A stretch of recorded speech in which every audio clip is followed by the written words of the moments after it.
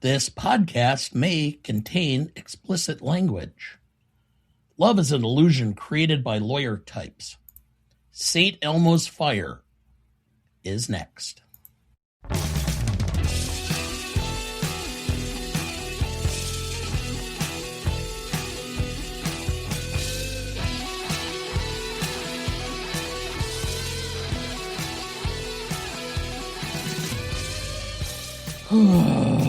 Welcome to the greatest movie of all time podcast. I'm Dana Duncan, and I'm paying up on my Oscars loss bet from last year. So fun. Yes, today is the quintessential 1980s film, St. Elmo's Fire from 1985. A film that I saw in theaters in 1985 and almost walked out on because it was so bad and I hated it so much. Now, 40 years later, I have watched it again and I hate it even more. So, starting out, opening questions for this movie, which is, as I will say in advance, a piece of shit. What is your relationship to this film? Exactly that. I went to see it with my friend Eric Stoner. I almost walked out on it then because I about wanted to barf. The only thing that was redeeming is at the end when Demi Moore is threatening suicide, we're begging her to please do so. We were sitting there going, yes, yes, yes, yes. End it, end it, end it. So you're the 1985 version of ChatGPT? So, what is this film about? Self-indulgence? Being moronic? Lacking in emotional intelligence and common sense? Being mentally and emotionally stunted because you're a bunch of rich white kids who go to a Jesuit school and have no ability to really connect with anybody outside of your socioeconomic sphere. Hey, perfect 1980s film. I don't know what more to say about it than that. It's take anything positive about The Breakfast Club and then run it through Wall Street and come out on the other side with a bunch of brats who really don't know what the fuck they're doing. And then you might have a good understanding of what this film's about. There's only one actor in the entire film who comes out of this looking good, and that's Ali Sheedy. Everybody else looks horrible. They're overacting. And I thought Joel Schumacher's, the two Batman films he did were bad. This is even worse. I didn't even remember Joel Schumacher directed it. But let's just say this. It is horribly bad. It is worse. I would rather watch the Bat Nipples than watch this film again. So, plot summary. St. Elmo's Fire follows a group of recent Georgetown graduates who believe adulthood will simply happen if they spend enough time drinking and hanging around in a bar called St. Elmo's, complaining about their feelings. Andrew McCarthy pines endlessly for his friend, played by Ali Sheedy, who is avoiding her marriage because of her uncertainty of Judd Nelson's commitment. Meanwhile, Rob Lowe plays a saxophone-playing charmer who treats monogamy like a temporary illness. Demi Moore burns through more money and emotions at even greater and more impressive speed than normal. Emilio Estevez discovers that loving the perfect girl does not automatically make life perfect. Filled with self-indulgent rich kids, superficial relationships, and emotional immaturity, this is not even the biggest falling for this piece of dog shit. The real failing is that these clueless sots don't realize these relationships are stunting their growth, development, and maturity. The most likable thing about the movie is the music. It is certainly not the characters nor the direction of Joel Schumacher. If this film were to be renamed, it should be called Overacting 101. I mean, to be fair, Andrew McCarthy just personifies smarmy, in my opinion, and has done so since this movie. Yeah. So that's actually pretty good casting. You could at least give it credit for that. Actually, in this film is probably one of the more decent, more, personas he's had in a film. He actually is somewhat likable in the film, but not much. And Judd Nelson is just ugh. Okay. And Emilio Estevez, after this, I don't know how he could ever look in a mirror and call himself an actor. No, he's just calling himself Gordon Bombay. Yeah. Did you know David Denby, critic, called Schumacher brilliantly untalented and said that nobody over the moral age of 15 will like the work of the Brat Pack actors in this film. Okay.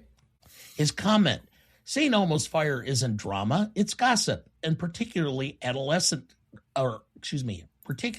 early adolescent gossip. A movie designed to be picked apart on the telephone.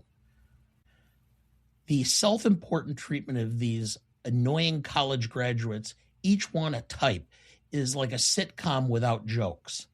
St. Elmo's Fire is so depressing a portion of Hollywood's teen sycophancy because it not only devotes itself to stupid kids, it accepts their view of the world without any real criticism. The sole survivor of this general disaster is Ali Sheedy, who manages to make something charming out of this petulance. Did you know? According to Joel Schumacher, a lot of people turned down the script. The head of one major studio called its 7-member cast the most loathsome human beings ever read on the page. To be fair, and I'll just add this in here because you forgot to put it in, but it has a Rotten Tomatoes score for the critics of 44%, a Letterboxd score of 3 out of 5, and hold on one second while I pull up the Metacritic rating. It has a Metacritic score of 35. I didn't even know that. I thought I was picking like at least a halfway decent movie that you just personally hated, but I did not realize it was so low. Yeah. Did you know Demi Moore had to complete rehab before she was allowed to film? Which is ironic because she's snorting coke throughout the entire fucking film. So it was lived experience. It wasn't acting.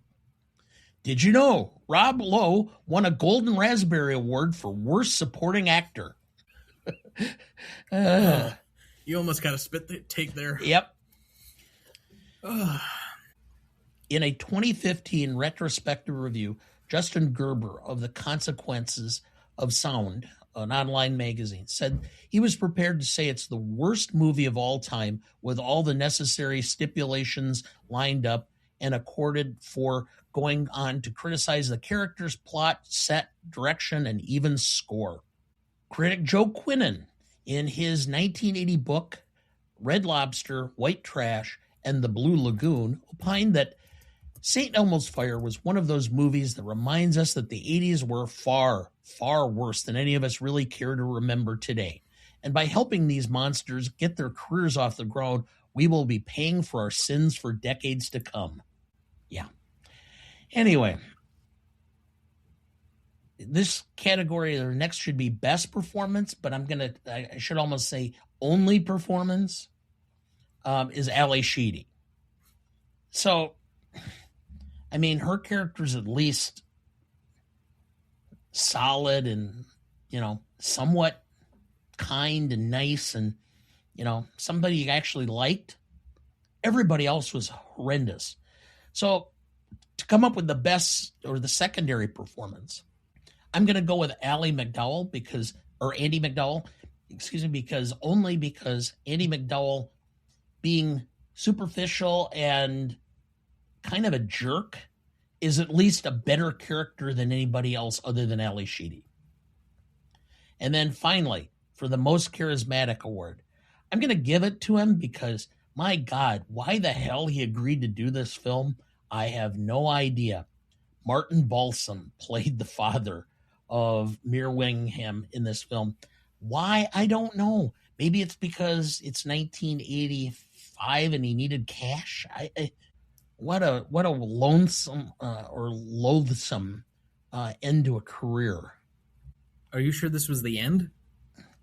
He didn't live much longer than that. Okay. So, best lines. Kirby. He lived another 10 plus years. Okay. Well, I was off then, but I don't know how many more films he did. Well, I'm looking here. Just, you can keep going. Best lines. Kirby. I always thought we'd be friends forever. Kevin. Yeah, well, forever got a lot shorter all of a sudden. Not short enough. Okay, so Martin Balsam did, after this movie, which I'm still trying to figure out. All right, so listed after this movie, he did the TV movie Murder in Space. He did Death Wish 3. He did The Delta Force, Whatever It Takes, Second Serve, Murder, She Wrote. He did 2 episodes on. He did PI, Private Investigations. This is still the 80s, by the way. Brothers in Blood, Kids Like These, which was a TV movie. Another TV movie, once again. The Child Saver, The Brother from Space. This is Martin Sheen with a money grab. Because there's nothing. Death Wish 3. You mean Martin Balsam? Or Martin Balsam, yes. Okay. Death The Last Wish 3? Match. Yes, The Last Match. He was in Martin Scorsese's version of Cape Fear. The Sands of Time, Two Evil Eyes, The Silence of the Hams, Soldado Ignoto, O. Henry's Christmas, another TV movie, and his last movie was called Legend of the Spirit Dog from 1997. Yeah. Kirby. There are several quintessential moments in a man's life. Losing his virginity, getting married, becoming a father, and having the right girl smile at you. Unfortunately, in this film, those 4 are never the same woman. That's about all I had. Let me just comment that the script was abysmal. There were so many plot holes. I mean, you could have driven a semi through some of the plot holes. And, it was just, I didn't want to sit and really think about the film that much because it just made me more worked up about how money was wasted making this piece of shit. Everybody who participated in the making of this should have turned in their SAG card. Okay. Is that your only quote then? Those are it. I had 2. Okay. That's all I wanted. Other than the line there about, love is something made up by lawyer types. I thought that was a good one. That's probably the best thing that was written in the entire film. Okay. All right. So go into the Stanley Rubric and end this for yourself. All right. For the Stanley Rubric. That's more than 5 years after the release of the film. Okay. For the industry, I'm going to go with a 2.5 simply because at least 2 of them had careers after this. Demi Moore, which I don't understand how, and there Rob are a Lowe. lot of them that had careers after this. I'm not sure what you're talking about. They didn't do a whole lot. You look at some of the films they did, there was nothing big. They did a few films. This is Judd Nelson's high watermark. He was doing TV movies. He was doing after-school specials after this. He was in New Jack City, I think. Well, I don't know, but Andrew McCarthy ended up doing a couple more films, and then he ended up directing later on. Ali Sheedy ended up in rehab and really never was able to resurrect her career after that. Again, Emilio Estevez did the Mighty Ducks films, and he's most known for that, which came well after this. Okay. And Rob Lowe had a successful TV career. I mean, Demi Moore was within an eyelash of winning an Oscar last year. I said Demi Moore had a career and Rob Lowe had a career. The rest, Emilio Estevez, whatever. So okay. I did with a 2.5. Okay, for the public. Okay. No one knows this film. Or I take that back. People of my age know this film and said, oh, what a piece of shit. I've talked with 3 or 4 friends who will remember seeing it and going, is that the one where they're all the self-indulgent, annoying little whiny rich bitches? Yeah, that's the one. Yeah. Okay. And your score? 0.5. Okay. So we have a 3. All right. Yes. All right. Now, I'm mostly here, just so everyone knows, one, as the laugh track, and two, so that somebody does the math correctly this year, because last year you did not. yeah. All right. So, impact and significance. All right. Industry. I'm giving it a 2. The golden raspberry means nothing to you? I mean, as big as the three of them were coming off of the Breakfast Club, and John Hughes recommended them for this. They should have been, sending, death threats to him for recommending to be on this piece of shit. I mean, ugh. Anyway, for the public, okay, it made some money. Not much, but it made some money. So I'm going to go public at a 1.5. So I'm at a 3.5. This is the second high water mark of my evaluation. Okay. Novelty. The originality of the film and the execution. Okay. I mean, to be fair, and this is where I'll argue, I have not seen the film, but you have to be really creative to come up out of your own volition a movie that has so unlikable of characters. I mean, that alone has to be novel. Only the Bonfire of the Vanities has come close to having such unlikable characters. Well, I don't know. I didn't like Marty Supreme because the characters were so unlikable. I mean, the attack dog was the most likable character in the film. You definitely wouldn't like Uncut Gems then. Yeah. Which anyway, I didn't either. The point being is that even Marty Supreme, the characters are more likable than this. Okay.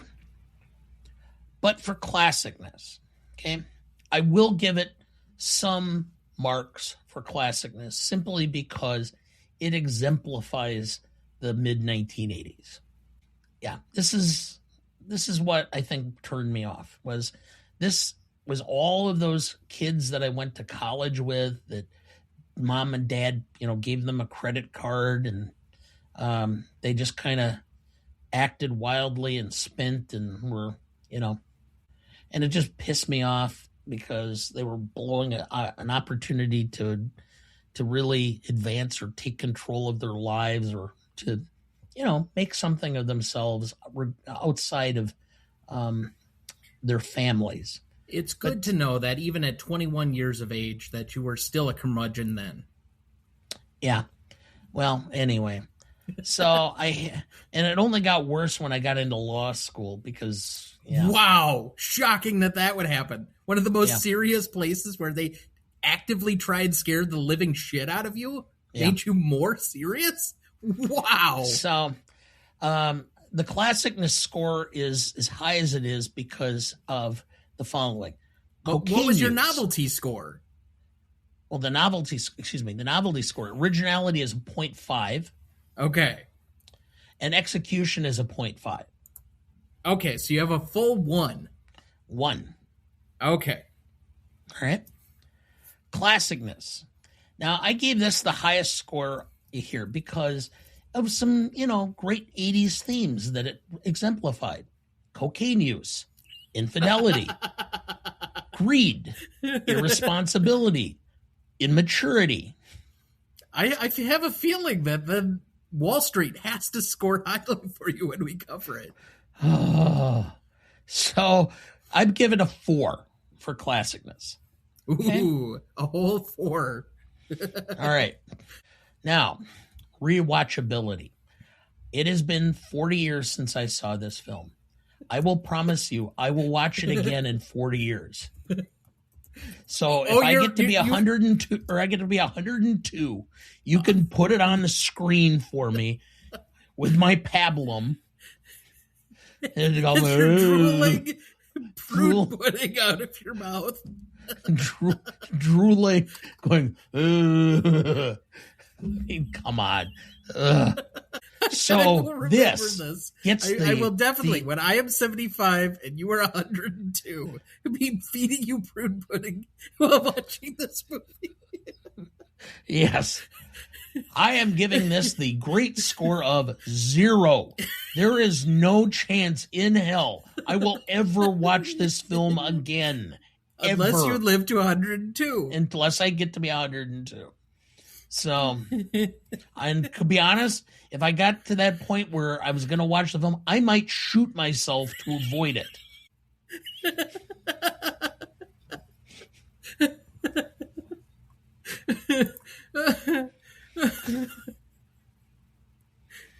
Now, I only did the audience score for Rotten Tomatoes because that's all I could find. But well, that's easy enough. Here, all Rotten right. Tomatoes was a 6.7. How it got that high, I don't know. Yeah, and Google has it at a 63%, so that's going to be a 6.5 average between both of those. Okay. So, all right, and commencing the math. I had 3.03. So, to repeat your categories, you had Legacy at a 3, Impact and Significance at a 3.5, Novelty at a 1, Classicness at a 4, Rewatchability at a 0. There is such a thing, apparently. In case anybody was ever wondering if there's something that's a 0, here you go. Audience score is a 6.5, giving us a final total of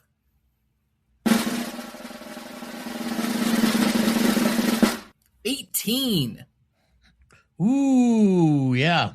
Which I think is the highest ranking of all of the bad movies that we've covered for Oscars bets. Well, and it's simply because of the fact that there is enough people in this film that went on to have careers that it justified it. No, it's mostly on your classicness score. Yeah, well, again, I guess, cocaine, infidelity, greed, irresponsibility, immaturity. Okay, any remaining questions? How did Joel Schumacher ever get an opportunity to direct another film after this? I don't know. But he didn't. The 2 Batman films he did were after this, wasn't it? Mm-hmm. Significantly after. Yeah. Like a full decade after. Ugh. Man. I know. Yeah. And Batman Forever's worse than Batman and Robin, in my opinion. I know. I don't get it at all. Oh, the one he was going to do with, was it Prince? Was going to be like the Scarecrow or something? It sounds horrific. I am so glad that Batman and Robin tanked so we didn't get that trash. Yeah. Yeah, well, anyway.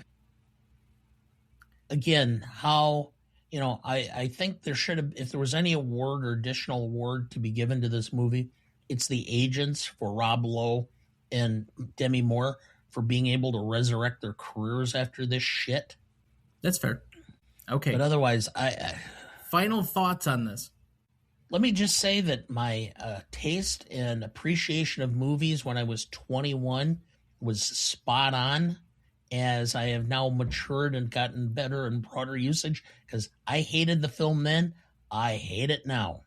I don't think that is applicable across all films because, as you said, on a particular program that was not ours, for the year 1982, your appreciation of Gandhi in 40 years has matured. Yeah, I liked it better. I thought it was boring when I watched it. I could tell that it was well shot and done, but it was not I didn't think it was that great of a film. But it has improved. Mm-hmm. Because it is a good film. Yeah. This one I was spot on, and I do not, okay, have any. But that applies to this film and this film only. Yeah, well, okay. We won't talk about Ishtar. I have to watch that again once. You go right ahead, bud. But you gonna read us out? So, I don't have that prepared, I guess. Sorry. Why am I not surprised? Yeah, well. All right. Let me pull it up here.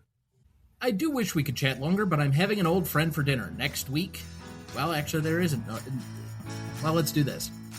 Instead of a next week, let's say our live Oscars episode with our next bet will be up probably about the same time that this is. And if it's not, it's going to be on Sunday, March 8th at roughly 7 p.m. Central Standard Time for the United States. If you do not have a chance to watch it live, you can certainly watch it after the fact on our YouTube channel, and I'll have the audio available up on our regular feed.